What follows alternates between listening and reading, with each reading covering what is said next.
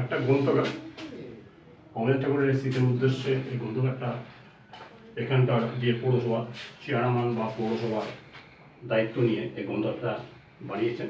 ছোট্ট গ্রন্থগার, বিভিন্ন লেখকের লেখা এই গ্রন্থগার। ক্ষীরের পুতুল রবীন্দ্রনাথ ঠাকুরের একটা খুব ভালো গল্প।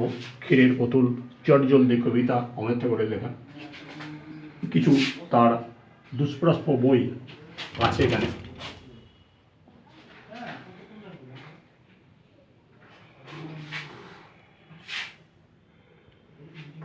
যাই হোক, অনেক বই তালাবন্দি থাকার জন্য হয়তো আমরা খুলে দেখতে পাচ্ছি না।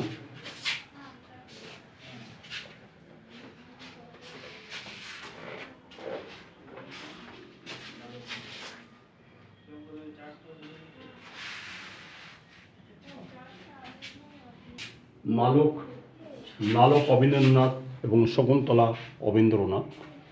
অবনীন্দ্রনাথের ছোট ছোট গল্প নালক অবনীন্দ্রনাথ আর শকুন্তলা অবনীন্দ্রনাথ। কিছু কথা নিয়ে লেখা, স্মৃতিকথা নিয়ে লেখা আপন কথা।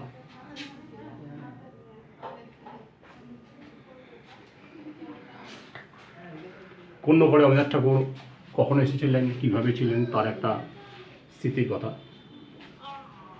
আমাদের কন্যাগর হাওয়া রচনা শ্রী রবীন্দ্রনাথ ঠাকুরের আর একটা লেখা। যাই হোক, আমরা ছোট্টভাবে যেগুলো দেখলাম অনেক কিছুই আছে। আগামী দিনে আরও কিছু আসবে এরকম আশা প্রকাশ করি।